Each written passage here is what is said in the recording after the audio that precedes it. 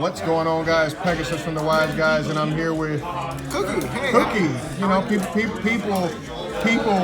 were standing at the fence demanding for you to be on the page.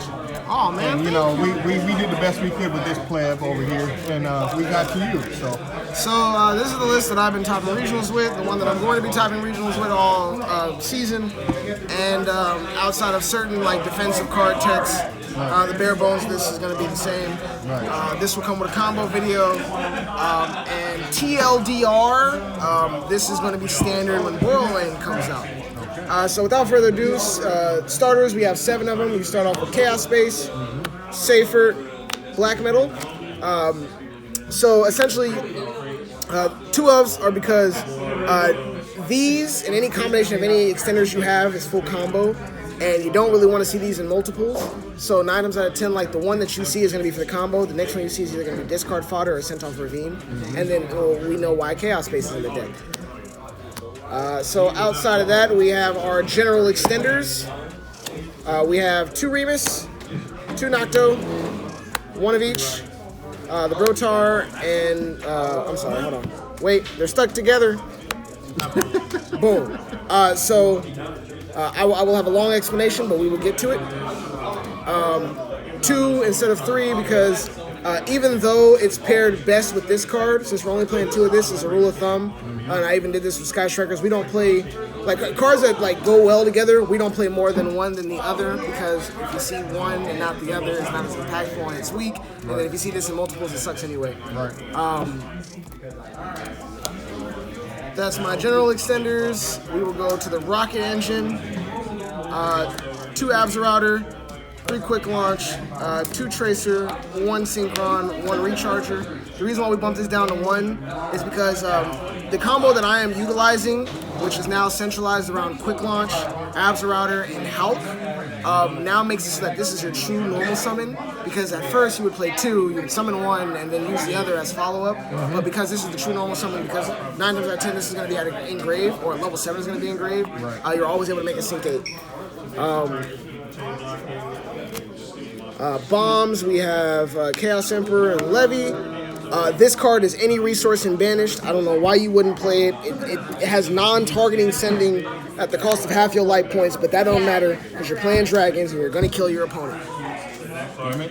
It's like, why would you not play this card? It's a brick, sure, but if you play this with it and you dump this and send Safer and you banish Safer to grab this, you grab Safer, you got 2 Chaos Dragons. Anyway. Why you done? These are our last 2 engine requirements. They're very good, and because you play Remus, this can now become a pseudo starter. So it's really not an engine requirement, but I say it is because 9 times out of 10 you want to search it, you don't want to start off with it. Defensive cards we play 12. Nib we play 3 because it's about to be paired with this girl, which is second best hand trap right now, best hand trap right now, one of the better hand traps. And then this over Mourner. I know my last was play Mourner, but that was because I didn't have access to this. That's what we do for our friends. But definitely play this. Effect negation is very good. Main deck is 40. Extra deck. Favorite Akatsuki members. So our starters for the extra deck are as followed. Shout out to your team, Pandemonium. Oh yeah, Pandemonium Gaming. That's my sponsor. Oh, shout out to Wakanda too. Striker, Romulus, Chaos Ruler. These are the cards that if they resolve, 9 times out of 10, you're in trouble before you can do anything about it.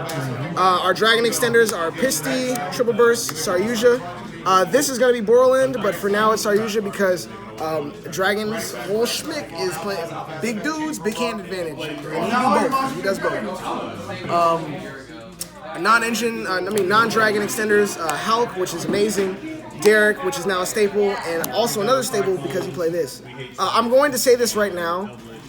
Majority of the Dragon decks you see not being able to play and they lose is because they don't realize that we can play with our darks now and we don't have to revolve around spheres. Because you're playing 12 hand traps, 5 of which, if not 6, can be used on the field, which means you can grab a hand trap to activate on the field. So you're gonna bomb them every time with something. You're dumping 9, so you're searching a hand trap, you're summoning a hand trap, you have mass advantage, your opponent has to play for that. So Now we go to our interruptions. So really quickly, is that why we didn't see Chamber Dragon made? If you don't like this statement, you turn off the video. But I'm gonna say this: because there are no board breaker cards, Chamber is effectively useless and it is trash.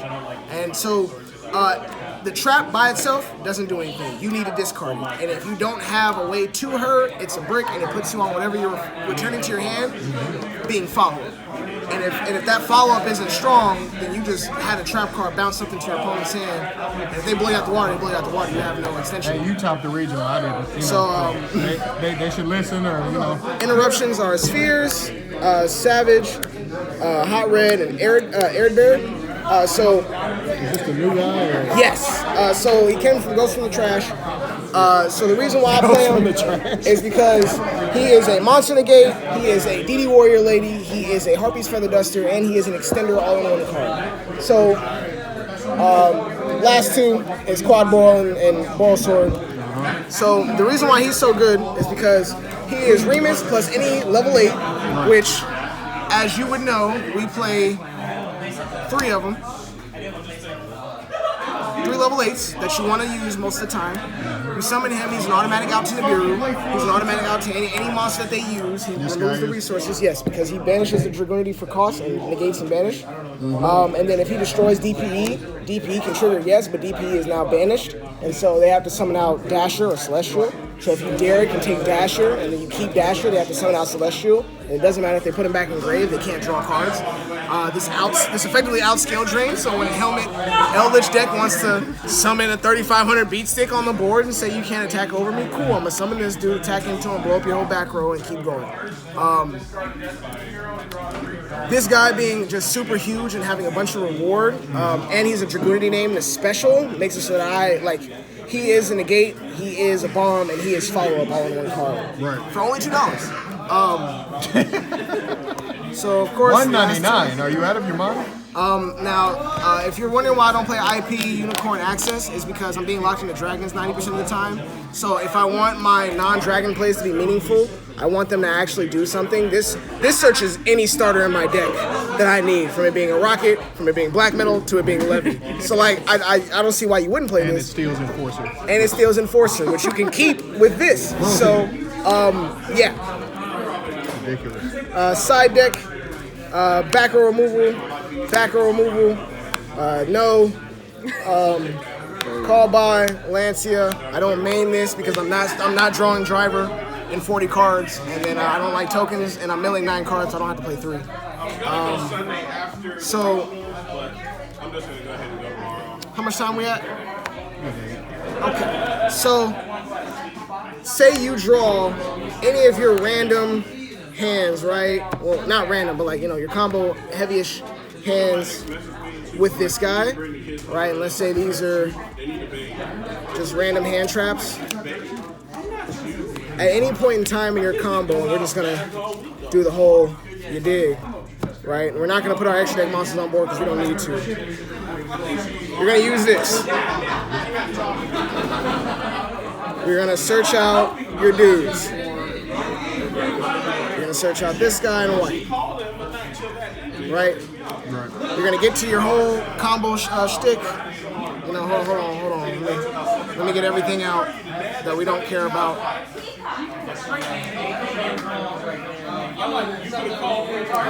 All right.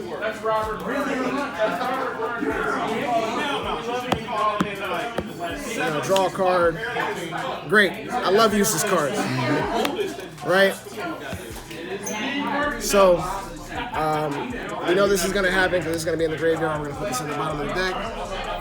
This is our hand now. After playing Chaos Space Abs, right? And so you're at a point now where you haven't normal summoned. You're gonna ditch this, grab any extender you want, summon this, make a level 8, and since you have it normal by the time you've done that, you normal summon this, and 9 times out of 10 you're not gonna get nibbed until you do one of two things. Either one, you're locked in the darks, or two, you summon the Savage. And if all these advantages are going to get you the Savage, your opponent's going to wait till one of those hit the board for them to Nibiru you. So 9 times out of 10, like, I'll literally summon a level 8, summon this, and say anything here with spheres on board. And they're like, nah, cool, now Nib don't matter. And you're going to normal summon or summon the extender that makes the other Synchro 8, which is now why the Rocket package is so short, because it's only going to be used to summon the Synchro 8, and that's it, that's all. Everything else post turn 1 is quad board to make another Synchro 8. So what I was shooting for was consistency and a bridge, and this makes it so that all my plays are no longer bottlenecks, and I have ample avenues to the same. I feel like that's what Chambermaid is, like right now. Well, so the reason why people play Chamber is because they want a form of interruption that's not monsters, that can also accrue advantage in terms of extension. But see, the problem with that is it requires you play bricks that are contingent upon the monster, and the difference between Tidying and Abzerrouter is that Abzerrouter special summons when you control the monster, whereas Tidying needs the monster. Like, you see what I'm saying? Like, you get no advantage if this hits Graveyard. Tidying has to banish. And even then, once you put Chamber in your hand, like last minute, not last minute, but like as a last resort, you have nothing else, she's still not good. You don't want to normal summon her. And even if you did normal summon her, that means your hand is not good at all, and you have to have knocked on. It's just, there's too many contingencies that you need for her to be. It becomes conditional. Yeah, so conditional. Whereas if I have him, all I have to do, like, worst case scenario, him by himself is Spheres. Because you discard, search Ravine, grab another one, summon them, summon the other one, make Striker, grab your Boo, make Spheres. Right? This plus this is the whole board. This plus Nocto is the whole board. This plus Brotar is the whole board. So that's all you really need, right? He's a pseudo starter. But thank you, that's my deck profile. 40 cards, 15-15. If you got any more to say after he explained everything right there, shove it up. Okay, we're out.